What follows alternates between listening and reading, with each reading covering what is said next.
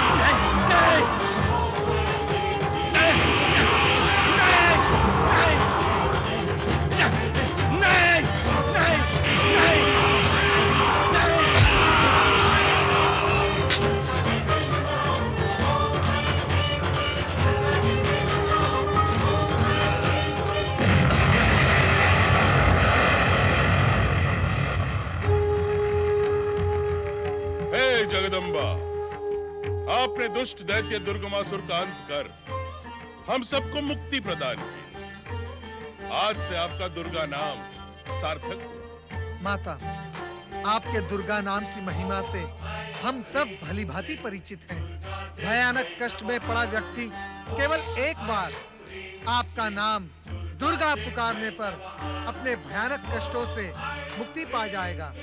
दुर्गमासुर संहारक शक्ति माता माँ जगदम्बा की जय। देव रक्षक शक्ति माता की जय। दुर्गमासुर संहारक शक्ति माता जगदम्बा की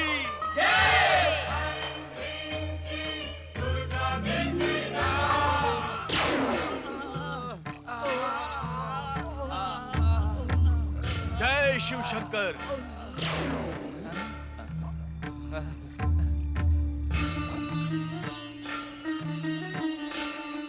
ज्ञान की समस्त धाराओं, वेद शक्तियों, आपको कष्ट पहुंचाने का दोषी मैं हूं। मुझे क्षमा की नहीं, दंड की आवश्यकता है। ऋग्वेद, यजुर्वेद, अथर्ववेद, सामवेद, मुझे दंड दीजिए, दंड दीजिए मुझे। नहीं दैत्य गुरु, आपने स्वयं दंड की अभिलाषा करके अपने पापों को क्षम्य बना लिया है। दंड से बड़ा होता है प्रायश्चित, इसलिए स्वयं आप अपने पापों का प्रायश्चित करें दैत्य गुरु। भगवान शिव शंकर अपने भक्तों से कभी रुष्ट नहीं होते। आप उन्हीं की आराधना करें, वे अवश्य आपका उद्धार करेंगे। वे शरणागत वत्सल हैं। प्रायश्चित भाव से प्रकट होने वाले महापापी को क्षमा कर देना ही वेद ज्ञान है दैत्य गुरु। जय शिव शंकर। शक्ति स्वरूपा माता पार्वती की जय। परार्थ पर ब्रह्म परमेश्वर शिव शंकर की जय। ओम नमः शिवाय। दिव्य ज्ञान की शक्ति वेद गणों, दुष्ट दैत्य दुर्गमासुर ने जिस प्रकार आपको अपमानित और प्रताड़ित किया है, उसके लिए हमें दुख है। स्वामी, इस स्थिति का मुझे पूर्व अनुमान था। मैंने वरदान से पहले ही दुर्गमासुर का अंत करने का आग्रह किया था। देवी पार्वती, उस विषय को तो स्वयं भोलेनाथ ने पहले ही स्पष्ट कर दिया था। एक तपस्वी को उसकी तपस्या के प्रतिफल से वंचित करना हम त्रिदेवों के कर्तव्य के विरुद्ध है। हम दुर्गमासुर को वरदान में वेद प्रदान करने को विवश थे। ब्रह्मदेव, त्रिशक्तियों के कर्तव्य से मैं स्वयं अलग नहीं हूँ। अपनी बात स्पष्ट करें देवी पार्वती। स्वामी, हम सब तपस्वी को उसकी तपस्या का प्रतिफल देने के लिए विवश हैं। किंतु जब हम किसी भी तपस्वी को वरदान देते हैं तो एक बंधन अवश्य लगा दें। कैसा बंधन दीदी? कि उन्होंने यदि वरदान में प्राप्त दिव्य शक्तियों का दुरुपयोग किया तो उनकी वरदानी शक्ति नष्ट हो जाएगी। हम देवी पार्वती के कथन से पूर्ण सहमत हैं। वेद मात्र और दिव्य ज्ञान नहीं, अपितु देवताओं का सम्मान है, सृष्टि का मूल आधार है। इन्हें कष्ट पहुंचाने वाला दुष्ट वास्तव में हमें कष्ट पहुंचाता है। अतः हमें भविष्य में किसी भी तपस्वी को वरदान देने से पूर्व गंभीरता से विचार करना होगा। वेदगण, हमें अपनी भूल का आभास हो गया है, कृपया हमें क्षमा करें। ऐसा कहकर हमारा अपमान न करें परमपिता। हुआ वही जो विधि का विधान था। हमें अपने कष्टों का तनिक भी दुख नहीं। हे परमपिता, अपितु हमें प्रसन्नता है कि एक दुष्ट शक्ति के अंत का कारण हम वेदगण बने।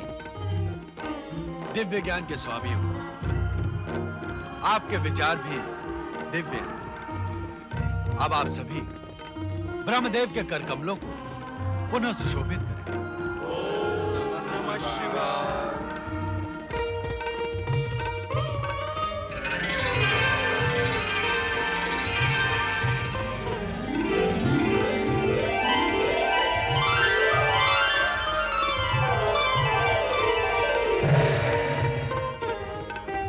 गहन रात्रि के समय शिवलिंग के सम्मुख निरंतर ओम नमः शिवाय का जाप कर रहे हैं।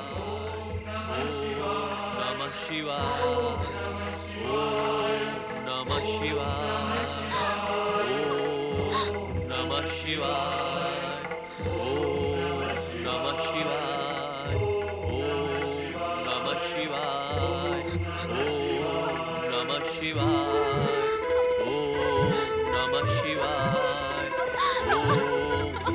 शिवाय, ओम नमः शिवाय, ओम नमः शिवाय,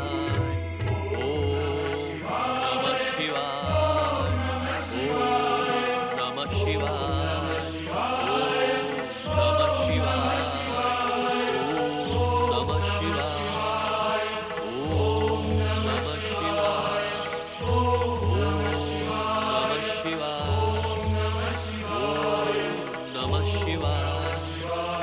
नमः शिवाय, ओम नमः शिवाय, ओम नमः शिवाय, ओम नमः शिवाय, ओम नमः शिवाय,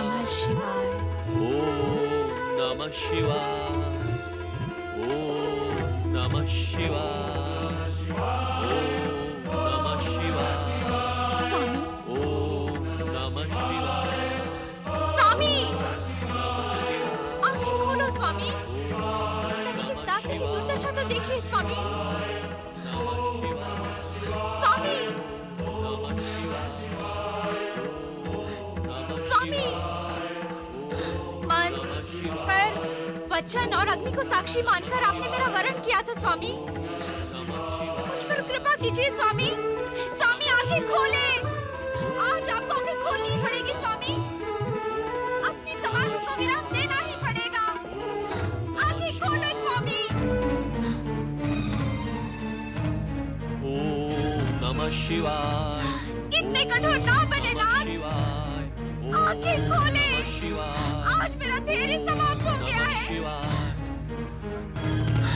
एक ऋषि पत्नी का धैर्य समाप्त होना अच्छी बात नहीं है सुतपा। मैं इसे भी अपना सौभाग्य मानती हूँ स्वामी कि आपने मुझे ऋषि पत्नी तो कहा, किंतु आज मैं विवश हो गई नाथ। तुम्हारी विवशता का कारण क्या है? एक कारण हो तो बताओ नाथ। सुतपा, मैं इस समय समाधि अवस्था में हूँ। पहेलियों की भाषा समझने का समय नहीं है मेरे पास। तुम्हें जो कुछ कहना है शीघ्र और स्पष्ट कहो। स्वामी, आज संभवतः पहली बार मेरा हृदय आपके प्रति उठने वाले प्रश्नों का उत्तर देने में पराजित हो गया है। कहने के बाद भी तुम कई अर्थों वाली भाषा बोलकर मेरा शिव आराधना में लगने वाला समय व्यर्थ कर रही हो। स्वामी, आप तो कहते हैं कि प्रश्न में ही उसका उत्तर छिपा रहता है। सुतपा, तुम प्रश्न नहीं पूछ रही हो, मेरा मन शिवाराधना से हटाने का प्रयास कर रही हो, और ये एक दंडनीय अपराध है। दंड? आपसे विवाह के उपरांत जिस दंड को मैं सह रही हूँ, क्या उससे भी बड़ा दंड है ये? मुझसे विवाह का दंड? सुतपा, क्या कहने की इच्छुक हो तुम? स्वामी, मेरे पिताश्री ने आदरणीय ऋषि समाज के समक्ष आपको मेरा कन्यादान किया था। हाँ, ये सत्य है। तो क्या ये सत्य नहीं कि विवाह के दिन से आज तक आपने मुझे एकाकी उपेक्षित जीवन जीने को विवश किया है? सुतपा, और क्या ये सत्य नहीं है कि एक ऋषि के रूप में महान आदर प्राप्त करने वाले आप एक गृहस्थ के रूप में हर तरह से पराजित हुए हैं? सुतपा! यदि आपको ब्रह्मचर्य में ही लगे रहना था, तो आपने विवाह किया ही क्यों? क्या भविष्य के इस प्रश्न का आपके पास कोई उत्तर है स्वामी? प्रिय सुतपा, सुमुखी, विवाह करने के पीछे मेरी इच्छा से बड़ी थी तुम्हारी कामना। मैंने तो आजीवन विवाह न करने का निर्णय ले लिया था सुतपा, किंतु तुमने मुझसे विवाह करने का हठ ठान लिया था, और तुम्हारे हठ के आगे मैं और तुम्हारे पिता विवश हो गए थे। मैं असत्य तो नहीं कह रहा ना? नहीं स्वामी।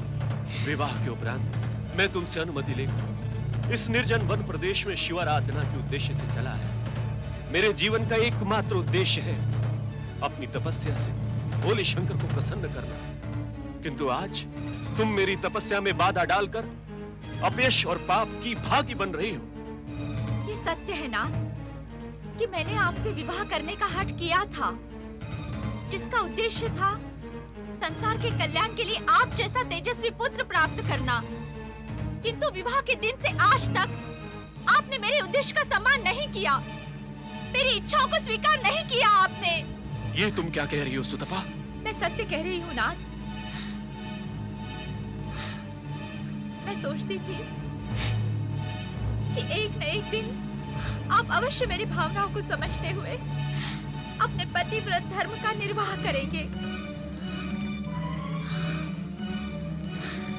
किंतु आप जैसे ब्रह्मचारी पहले थे, वैसे ही विवाह के उपरांत भी बने रहे। सत्य तो ये है सुतपा, विवाह में मेरी तनिक भी रुचि नहीं थी। मैं मात्र शिव दर्शन और शिवलोक की आकांक्षा में हूं, किंतु मुझसे तुम्हारा दुख भी नहीं देखा जाता, क्योंकि दुख देना ऋषियों का स्वभाव नहीं होता। अर्थात? सुतपा, मेरे अखंड ब्रह्मचर्य व्रत को समाप्त होने में मात्र 1 माह शेष है, और इस समय कृपा करके मेरी तपस्या में बाधा न डालो। यदि शिव इच्छा हुई तो इसके उपरांत मैं तुम्हारा दुख दूर करने का प्रयास करूंगा। शिव इच्छा? ओम नमः शिवाय, ओम नमः शिवाय।